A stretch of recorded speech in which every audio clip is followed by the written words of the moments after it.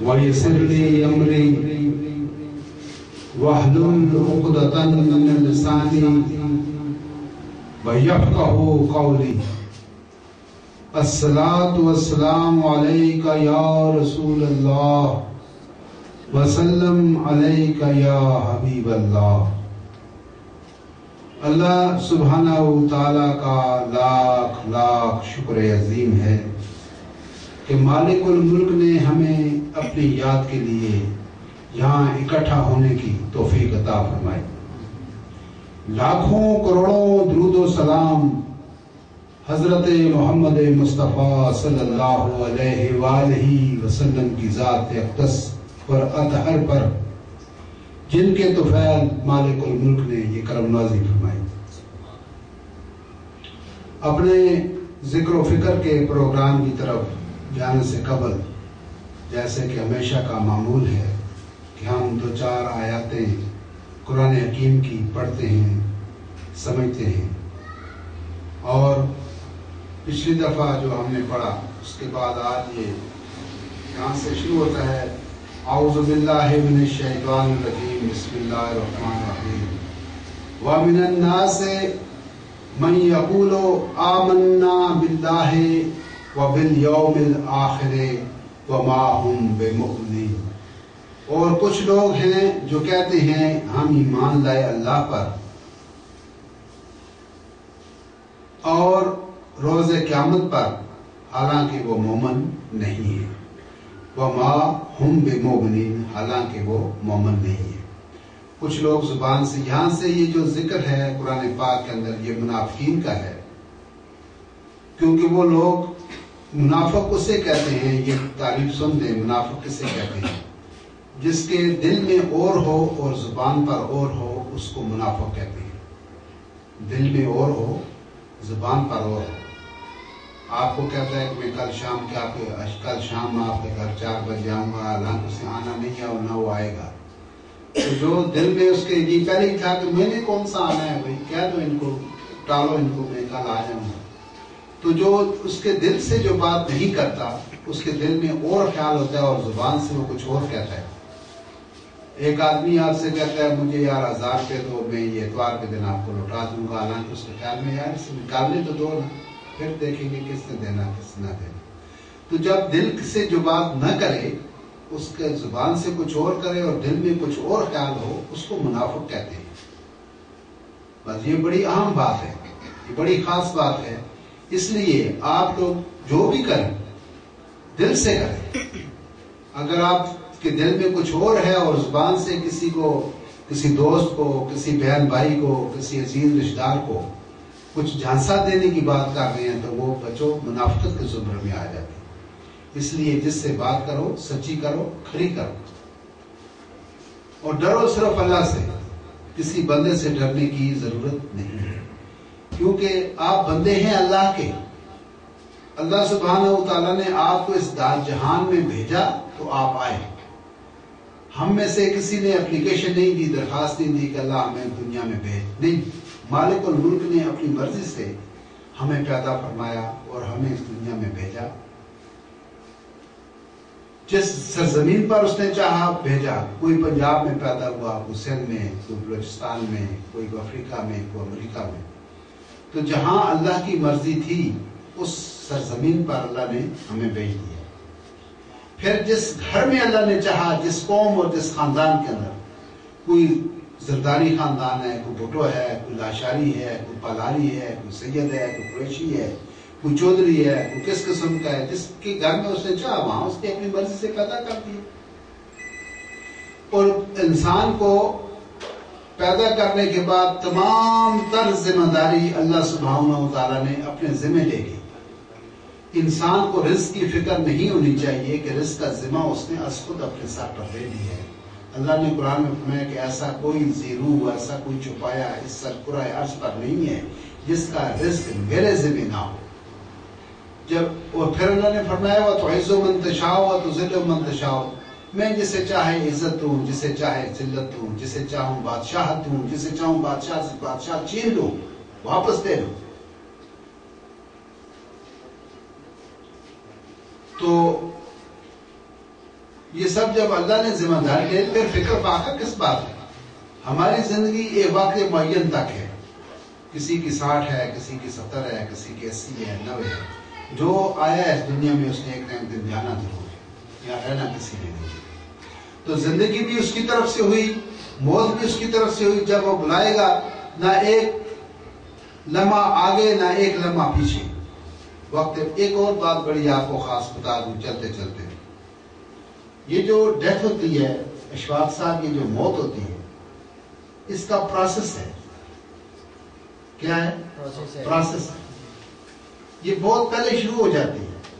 جس وقت آپ کی بینائی چلی جاتی ہے، 1 نمبر چشمہ، 2 نمبر، 3 نمبر، 4 نمبر، تو سمجھیں کہ آنکھ کی موت ہو گئی، آنکھ مر گئی۔ پھر دانت آپ کا ٹوٹ گیا، اب وہ دانت دوبارہ پیدا نہیں ہوگا، نکلے گا نہیں۔ آپ کی عمر 40 سال ہے، 50 سال ہے، 60 سال ہے، دانت نکل گیا، بس اس کی ڈیتھ ہو گئی، فوتگی ہوئی، چلا گیا، اب نہیں آئے، ساتھ چھوٹ گیا۔ 40 سال 50 سال ساتھ دانتوں کا چھوٹ گیا، بہت ہوتا۔ اس طرح سے سماعت کمزور ہو گئی، آپ کے شوگر ہو گئی، کوئی ہارٹ کا پرابلم ہو گیا، کوئی گردوں کا مسئلہ ہو گیا، کوئی کسی قسم کو جگر کا مسئلہ ہو گیا۔ تو جو یہ ٹانگوں میں کمزوری آ گئی، ہاتھ پاؤں میں کمزوری آ گئی، جسم میں اعصاب کے اندر کھچاؤ پیدا ہو گیا، تو یہ سب چیزیں جو ہے یہ اس ڈیتھ پروسیس کے اندر آ گئی۔ پروسیس شروع ہو گیا، یہ 10 سال تک رہے گا، 20 سال رہے، 25 سال رہے۔ اس کے بعد جب وہ یہ جسم آپ کی روح کو اٹھانے کے قابل نہیں رہا، اس میں سکت، اس میں طاقت نہیں رہی۔ انسان کی زندگی 2 چیزوں سے عبارت ہے، جسم اور روح۔ جسم اور روح۔ جب تک انسان کے اندر روح نہ ہو زندگی نہیں ہے، روح ہو جسم ہی نہ ہو پھر بھی زندگی نہیں ہے۔ تو وہ اکابرین نے اور جو اہل علم لوگ ہیں انہوں نے کہا کہ جو آپ کا جسم ہے یہ ایک مثال گھوڑے کی ہے، مثال گھوڑے کی ہے، اور اس کا جو سوار ہے وہ روح ہے۔ روح اس کو امر دیتی ہے، آپ ادھر جاؤ، ادھر آؤ، ادھر بیٹھو، ادھر سو، ادھر کرو، وہ سب جس طرح سے روح کی منشا ہوتی ہے اس طرح سے یہ جسم ورک کرتا ہے۔ تو جس وقت روح دیکھتی ہے کہ اب اس جسم کے اندر اتنی سکت، اتنی طاقت نہیں ہے کہ یہ مجھے لے کے چل سکے، وہ روح اس جسم کو چھوڑ دیتی ہے، وہ پرواز کر جاتی ہے، جدھر اللہ تعالیٰ کی طرف سے آئی تھی ادھر ہی واپس چلی جاتی ہے۔ اسی کو کہتے ہیں اِنَّا لِلَّهِ وَإِنَّا إِلَيْهِ رَاجِعُونَ، یعنی جس طرف سے یہ آئی تھی اس طرف سے یہ واپس چلی۔ راجعون کہتے ہیں رجوع کرنے کو، واپس جانے کو، واپس جہاں سے ایک چیز آئے واپس اسی جگہ پر پہنچے تو اس کو رجوع کہتے ہیں، کہ ایک مقام سے ایک چیز آئی تھی پھر اسی مقام پر وہ لوٹ کے چلی گئی، اس کا مطلب اس نے رجوع کر دیا۔ اس طرح سے جو طلاق دیتے ہیں تو اس کو طلاق رجعی بھی ایک قسم کی طلاق ہے، جس کو کہتے ہیں طلاق رجعی۔ رجعی مطلب رجوع کرنے والا۔ ایک آدمی نے طلاق دے دی، اگر اس نے طلاق رجعی دی ہے تو پھر وہ رجوع کر سکتے ہیں اپنی بیوی کی طرف واپس، یعنی لوٹ آ سکتے ہیں اپنی اصلی حالت پر۔ پہلے بیوی خاوند کی حیثیت سے رہتے تھے نا، پھر انہیں ڈائیورس ہو گئی، طلاق ہو گئی، بیوی ادھر چلے گئی، شوہر ادھر چلا گیا۔ کچھ عرصے کے بعد ان کے اندر پشیمانگی آئی، انہوں نے کہا یار جو کچھ کیا یہ غلط کیا ہے، اب ہم واپس اس کو لانا چاہتے ہیں، تو اس کو کہتے ہیں رجوع کرنا، رجعی، واپس یعنی پہلی حالت میں بیوی خاوند کی حیثیت سے اس حالت میں لوٹ آنا، یہ رجعی ہوتی ہے۔ تو واپسی کو جہاں سے روح آئی تھی پھر واپس اسی مقام پر چلی گئی، وہ اس روح کے لیے ہے اِنَّا لِلَّهِ، بے شک یہ اللہ کے لیے تھی، وَإِنَّا إِلَيْهِ، اور اسی کی طرف راجعون، رجوع کرتے۔ تو عزیزان گرامی، جب اللہ سبحانہ وتعالیٰ نے آپ کی زندگی، آپ کی موت، آپ کی عزت، آپ کی ذلت، آپ کی بادشاہی، آپ کا کھانا، آپ کا پینا، آپ کا سونا، وہ سب کچھ اللہ نے اپنے ذمہ لے لیا ہے، تو پھر فکر کس بات کی؟ پھر کیا کام؟ اتنا آپ دیکھیں گے کوئی آدمی، آپ اپنے طور پر سوچیں، ایک آدمی سال جاب میں سے رہتا ہے، پھر کھانا تو کھاتا ہے، روزگار کرتا ہے تو بھی کھانا کھاتا ہے، بیکار ہوتا ہے تو بھی کھانا اس کو ملتا رہتا ہے۔ اس کا مطلب یہ اللہ کا وعدہ سچ ہے، کھانا اس کو ملتا ہے۔ تو ماں کے پیٹ کے اندر جس وقت بچہ ہوتا ہے تو پہلے اس بچے کو خوراک ملتی ہے، یہاں جو اس کی ناف ہے بچے کی، یہاں نالی لگی ہوتی ہے غذا کی، وہ پہلے بچے کو ملتی ہے، بعد میں ماں کو ملتی ہے۔ اور جس وقت بچہ پیدا ہوتا ہے اس کا رزق اس کی ماں کی چھاتی میں منتقل ہو جاتا ہے. اگر اس جگہ کو کاٹے تو یہاں سے خون نکلے گا، لیکن جب بچہ پہلی چیخ مارتا ہے پیدا ہونے کے بعد تو یہ خون تبدیل ہو کر دودھ بن جاتا ہے. پھر وہ بچہ اپنی ماں کی چھاتی سے اپنی غذا اپنی خوراک حاصل کرتا ہے. تو جب بچہ بڑا ہو جاتا ہے، کھانے پینے کے قابل ہوتا ہے، تو اس بچے کے جو نصیب کا رزق ہے وہ اس کے والد کو ملتا ہے. اللہ سبحانہ و تعالیٰ رب کبیر ہے، اور والدین کے لیے کہا گیا کہ رب صغیر ہے. رب کہتے ہیں پالنے والے کو، کیونکہ والدین بھی بچے کی پرورش کرتے ہیں، لہٰذا ان کو رب صغیر کہا گیا.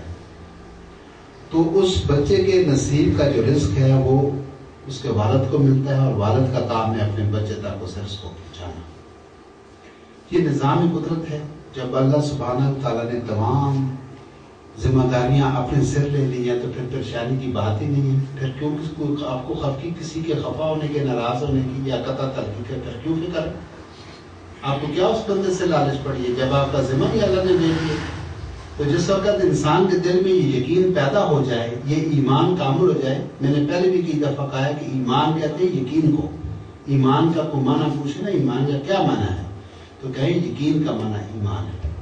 جب انسان کا یقین کامل ہو جائے اس کا مطلب اس کا ایمان کامل ہو جائے.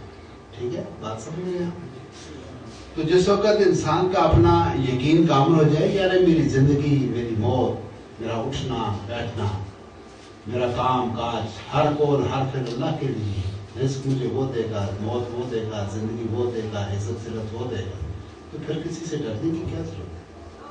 تو جس وقت انسان کے اندر یہ چیز پیدا ہو جاتی ہے تو پھر دعائیاں بھی وہ سچی دیتا ہے. اگر ایک طرف اس کا سگا بھائی ہو یا اس کا بیٹا ہو تو اس کو حق بولنا ہے، سچ بولنا ہے، وہ کیا دے گا، بھلے اس کی بیٹی کی اگر جان جاتی ہے تو جانے دے. اگر کوئی ظالم اور جابر حکمران ہے، آپ کو پتہ ہے کہ میں بات کروں گا یہ مجھے سائے موت دے دے، میں مر جاؤں، لیکن آپ حق بات کریں کیونکہ زندگی نہ دیکھتے ہیں ایک دن ختم ہونا ہی ہے. اگر وہ حق کی راہ پر ختم ہو جائے تو اس سے بڑھ کر اور کون سی شہادت اور کون سی موت ہو سکتی ہے. اسی لیے امام حسین نے میدان کربلا میں حق شہادت ادا کر دیا. وہ ایک ظالم اور جابر کے سامنے، ایک فاسق اور فاجر کے سامنے وہ سیسا پلائی دیوار بن کر کھڑے.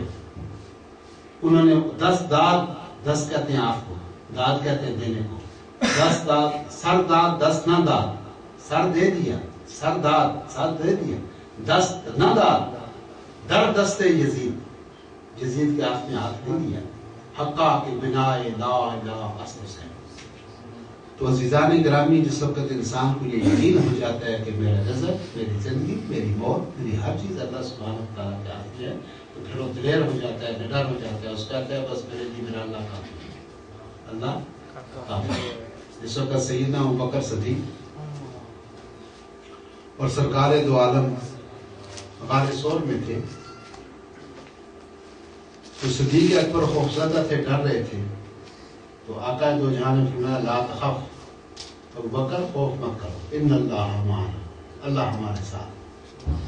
جس وقت یہ یقین پیدا ہو جائے کہ اللہ ساتھ ہے تو پھر انسان حق بات کرتا ہے، سچ بات کرتا ہے، اس کو خوف نہیں رہتا. لا خوف علیہم ولا هم یحزنون. وہ ایک جگہ قرآن میں آگے ہم پڑھیں گے، اس جگہ اللہ تعالیٰ فرماتے ہیں کہ والذین، جو کہتے ہیں رب اللہ، اللہ سبحانہ اللہ ہمارا رب ہے، تو تنزل الملائکۃ علیہم، ان کے اوپر میرے فرشتے اترتے ہیں. لا خوف علیہم ولا هم یحزنون، ان کے لیے کوئی خوف نہیں ہوتا، کوئی خطر نہیں ہوتا. تو جو کہتے ہیں نا رب اللہ سبحانہ وتعالیٰ ہمارا رب ہے، اور پھر اس ثم استقاموا، پھر اس پر قائم ہو جاتے ہیں، تنزل الملائکۃ علیہم، ان کے اوپر فرشتے اترتے ہیں، تو ان کو کوئی خوف و خطر نہیں ہوتا. لہذا وہ اگر آپ خوف سے کسی وجہ سے مجھے معاشرے سے نکال دیں گے، مجھے برادری سے نکال دیں گے، مجھے نوکری سے نکال دیں گے، مجھے یہ کر دیں گے، وہ کر دیں گے، جب انسان کو خطرہ محسوس ہوتا ہے تو پھر وہ دل میں بات اور ہوتی ہے اور اوپر بات اور ہوتی ہے، اس کو کہتے ہیں منافق. تو نے کہا من الناس سے، اور لوگوں میں سے، من یقولو، جو کہتے ہیں آمنا، ہم ایمان لائے، باللہ اللہ پر، وبالیوم الآخر، اور روز آخرت پر، وما ہم بمؤمنین، وہ مومن نہیں ہے۔ یخادعون اللہ، دھوکہ دیتے ہیں اللہ کو، والذین آمنوا، ان لوگوں کو بھی دھوکہ دے رہے ہیں جو ایمان لائے ہیں، یعنی اللہ کو بھی دھوکہ دے رہے ہیں، اللہ کے رسول کو بھی دھوکہ دے رہے ہیں، صحابہ کرام کو بھی دھوکہ دے رہے ہیں جو ان کے ساتھ باتیں کرتے ہیں، کہتے ہیں ہم تو آپ کے ساتھ ہیں، ہم تو ایمان لے ہیں، ہم مسلمان ہیں، لیکن وہ مسلمان ہیں نہیں۔ یخادعون اللہ، دھوکہ دیتے ہیں، فریب دیتے ہیں اللہ کو، والذین آمنوا، لوگوں کو جو ایمان لائے ہیں، وما یخدعون الا انفسهم وما یشعرون، وہ دھوکہ اللہ کو نہیں دے سکتے، نہ اللہ کے محبوب کو دے سکتے ہیں، نہ مومنوں کو دے، بلکہ وہ اپنے آپ کو دھوکہ دے رہے ہیں، وہ اپنے آپ کو دھوکہ دے رہے ہیں۔ وما یشعرون، لے کر وہ حقیقت سمجھتے نہیں تو اپنے آپ کو کیسے دھوکہ دے رہے ہیں۔ تو وہ ایکچولی حقیقتاً دیکھیں نا، آپ جو کرتے ہیں وہی کرتے ہیں۔ اگر آپ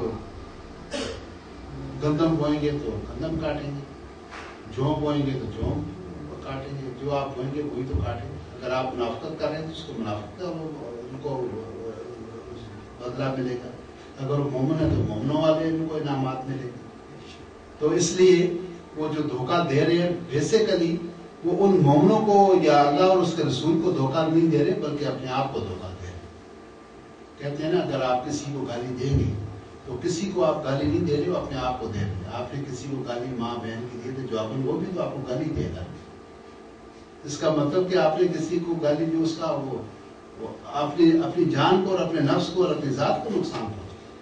اگر آپ نے کسی کے لیے بہتری کام کیا تو آپ کو بھی اس کا اجر و ثواب ملے گا، وہ آپ کو بھی بہتری۔ کسی کو کہتے ہیں آپ السلام علیکم، اس کا معنی یہ ہے کہ سلامتی ہو تم پر، آگے جواب دینے والا کہتا ہے وعلیکم السلام، آپ پر بھی سلامتی ہو۔ اس کا مطلب سلامتی آپ نے اس کو بھیج کر اپنے لیے سلامتی مانگی ہے، تو وہ جو جواباً اس کا جو بینیفٹ ہے وہ اپنی ذات کو ملتا ہے، نفع بھی ملتا ہے اور نقصان بھی ملتا ہے۔ آج تک یہی کافی ہے۔ صدق اللہ مولانا العظیم، وآخر دعوانا الحمدللہ رب العالمین۔